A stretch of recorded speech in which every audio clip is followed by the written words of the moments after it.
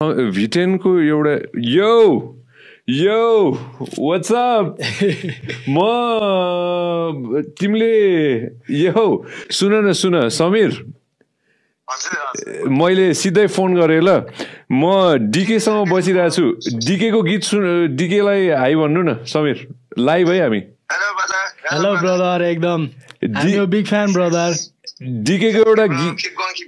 समीर डीकेको एउटा गीत आछ कि हैन जनचेतना आधार भन्ने हैन खुब चलेको छ अहिले है म पठाइदिन्छु हजुरले सुन्नु भएको छैन भने है सबै ठिकठाक हो ल I love you so much है अनि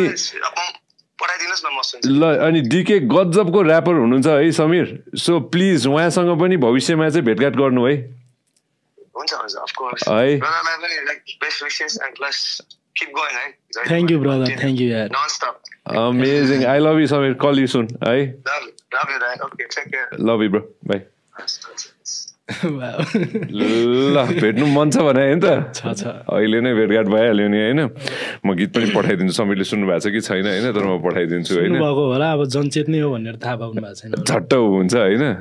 तर सँगै भविष्यमा चाहिँ म मिलाउँछु सँगै दुईजनाले चाहिँ होइन मलाई चाहिँ एकदम मिल्नु मन छ क्या उहाँसँग